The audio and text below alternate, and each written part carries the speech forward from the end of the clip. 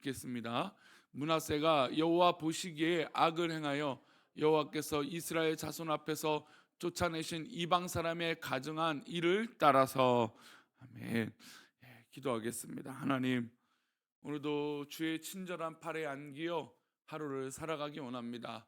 우리 귀한 믿음의 성도들과 함께하여 주시고 하나님의 놀라운 은혜로 우리가 살아가며 승리할 수 있도록 하나님 복을 내려 주시옵소서. 우리 성도들이 주께서 주시는 이 놀라운 은혜 속에 살아갈 때 우리의 어려움과 우리 또 기도하고 있는 모든 제목들이 정말 하나하나 응답받게 하여 주시고 하나님의 크신 은혜로 회복되어지며 그 은혜로 승리할 수 있도록 복을 내려 주옵소서. 이 시간 하나님, 우리 성도들 건강이나 여러 가지 기도 제목을 위하여 기도할 때 우리의 마음이 시원케 되게 하여 주시고 두려움과 염려가 떠나가게 하여 주시고 하나님 기뻐하시는 하나님 온전한 거룩한 삶을 살 수 있도록 지혜와 능력과 하나님 귀한 마음을 허락하여 주옵소서. 이 시간 1,000번제로 드려지는 예물들을 주님 기뻐 받아 주시고 또 범사에 감사하여 드려지는 예물을 기뻐 받아 주옵소서. 말씀을 나눌 때 우리와 함께 하실 것을 믿사오며 거룩하신 예수 그리스도 이름으로 기도올렵나이다. 아멘. 이 근육과 운동이라고 하는 것은 참 신비할 때가 있습니다. 그러니까 오랜만에 운동을 하고 오랜만에 어떤 그런 이 근육을 단련하면 분명히 이제 그 다음 날이나 이제 이 근육이 통증이 있고 아픔이 있죠. 근데 그 운동한 것이나 어떤 뭐 스포츠든 뭐 운동이든 아니면 이제 뭐 헬스든 뭐 한 번 한 운동으로 끝나면 그 운동의 효과는 뭐 별로 크지 않을 겁니다. 그러나 그 운동의 효과를 지속하려면 어떻게 될까요? 꾸준하게 그 경주를 또 운동을 지속해야죠. 하루아침에 막 마라톤을 잘하고 하루아침에 막 줄넘기를 잘하고 막 하루아침에 뭐 기구 운동이나 뭐 배드민턴이든 뭐든 이 갑자기 잘할 수는 없습니다. 꾸준하게 노력하고 꾸준하게 운동을 해야 실력이 늘어가는 것이죠. 아무리 운동을 잘하더라도 그 운동을 갑자기 멈추고 또 그다음 주나 이렇게 되면 내가 지난주에 잘했으니까 뭐 한두 주 후에 난 이번에 하면 잘하겠지." 아닙니다. 이 운동이란 게 꾸준하지 않으면 이 실력이 늘지 않는 것이죠.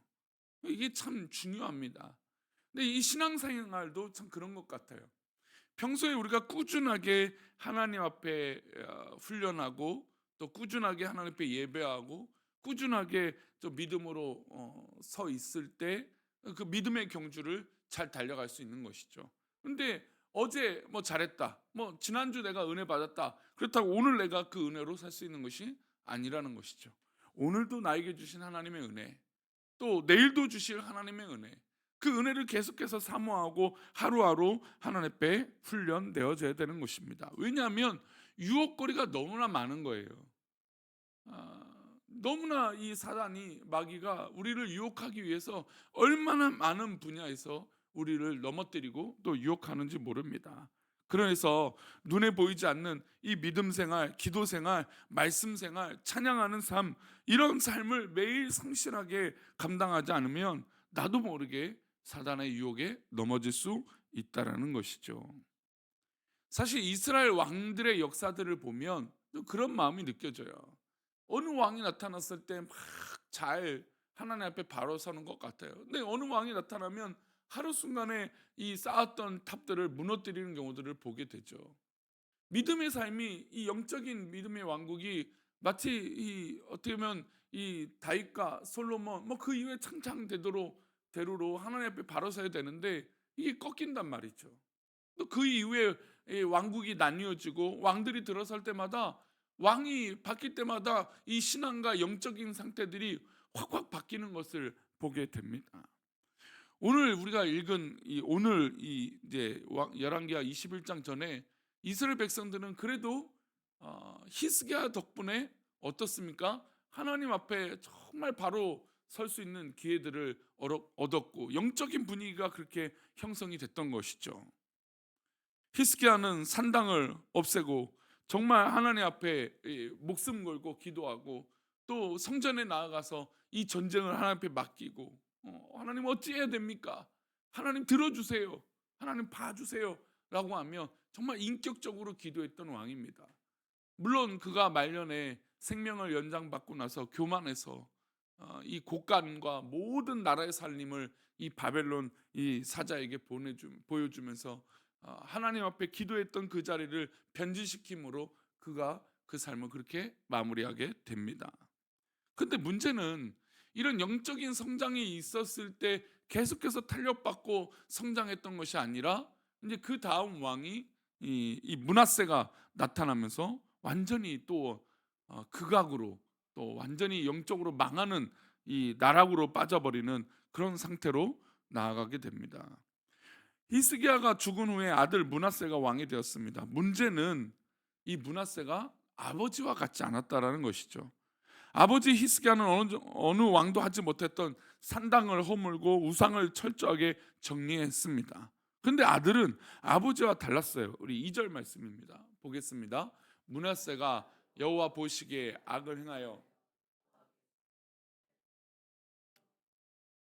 이방에 가증한 일을 따라서, 지금 여호와 보시기에 이 므낫세가 악을 행합니다. 어떤 악이냐면 여호와께서 이스라엘 자손 앞에서 쫓아내신 이방 사람의 가증한 일을 따랐다라는 거예요. 그러니까 히스기야 왕 때 뭘 없앴습니까? 산당을 없앴잖아요. 우상들을 깨부셨단 말이에요. 그런데 깨부셨는데 아마 이 주변의 사람들이 또 히스기야가 죽고 나서 이게 산당이 없으니까 너무나 불편하고, 아니 뭐 하나님을 믿지 않는 우리들도 있을 수도 있는데 뭐 이렇게 하면 어떻습니까? 어떡합니까? 좀 회복시켜 주세요. 아마 여론을 의식할 수도 있었을 겁니다. 그런데 분명한 것은 여호와 보시기에 악을 행했다라는 것이죠. 그러니까 구체적으로 3절은 이어서 이렇게 말합니다. 3절입니다.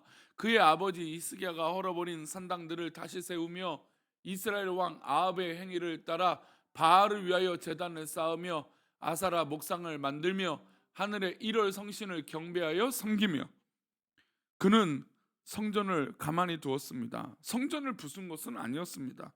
성전을 그대로 둔 상태에서 하늘의 일월 성신도 섬기고 아버지가 폐한 산당도 다시 세우고 또 바알과 아사라 목상을 다시 그 자리에 가져다 두고, 또 이것도 모자라서 6절의 말씀 보면 자기 아들을 불 가운데로 지나가게 했습니다. 이것은 이방인이 어떤 했던 이 제사, 인신 제사, 근데는 이 악한 것들을 뭐 이 므낫세가 다 이 부활을 시켰다라는 것이죠. 아마 히스기야가 죽은 이후에 사람들이 막 여론적으로 그랬을 겁니다. 아니 산당이 없으니까 불편합니다. 우리 조상들이 섬겼던 산당에서 우리도 좀 예배도 드리고 우리도 좀 이렇게 할 수 있게 해주세요. 막 그랬을 거예요. 원래 뭐 이제 이 국정이 바뀌고 또 대통령이 바뀌고 뭐 이렇게 국회의원이 바뀌면 이렇게 막 여론을 따라서 움직이지 않겠습니까? 마치 그런 것처럼 히스기야가 죽은 이후에 사람들이 득달같이 달아들어서 이 악한 것들을 하게끔 만듭니다. 근데 왕의 자리에 무엇이 중요한지 분별하고 또 자신의 아버지가 어떤 삶을 살았는지 고민하고 또 그렇게 신앙적으로 따라가야 되는데 이 므낫세는 조금도 그 신앙의 자세를 배우지 않았던 것이죠. 오히려 자신의 왕위를 위해서 사람들의 말에 그 여론에 휘둘리며 중심을 잃고 이 악한 행동을 하기 시작했다는 겁니다. 그래서 앞에서 어떤 이 리더의 역할과 삶을 살아갈 때 중요한 기준은 흔들려서는 안 돼요. 제가 누누이 말씀드리지만 뭐 여러 가지 우리 성도님들에서 말씀을 들어드리고 뭐 할 수도 있어요. 그러나 교회가 중심을 잡고 기준이 세워지면 그것은 뭐 저라도 어쩔 수 없는 것이고 또 어느 누구도 그것을 함부로 할 수 없는 것입니다. 만약에 이랬다 저랬다 신앙적으로 흔들리고 또 사람 말을 들어주면 여론이야 좋아지겠죠. 그러나 그것이 뭐 전부인 것처럼 또 하나님 중심을 빼앗기고 그렇게 된다면 분명히 그것은 하나님 기뻐하시지 않는다라는 겁니다. 우리의 중심에 무엇을 뒀느냐가 중요한 거예요. 나의 판단과 나의 생각을 중심으로 두는 것이 아니라 하나님의 마음과 하나님의 말씀을 기준으로 두는 것이 중요하다라는 것이죠. 지금 므낫세는 이러지도 않고 저러지도 않다가 결국 악한 길로 간 것입니다. 히스기야가 하나님만 의지하기 위해서 얼마나 많이 기도했습니까? 이게 너무나 중요해요. 히스기야가 산당을 폐하고 하나님만 섬기기 위해서 그 주변에 빗발치는 이 상소를 얼마나 많이 거절했을까요? 그러니까 아마 산당들을 부신 이것이 사실 쉽지 않아요. 그러니까 왕들을 보면 여호와 보시기에 기뻐하는 선을 행하는 이 왕들이 종종 등장합니다. 근데 뭘 부시지 않냐면 산당을 부시진 않아요. 없애진 않아요. 그러니까 그만큼 이 산당을 부수면 누구의 여론이 안 좋아집니까? 국민들의 여론이 안 좋아지는 거예요. 왜냐하면 그들의 삶 깊숙하게 뭐가 자리 잡았습니까? 우상이 자리 잡았기 때문이에요.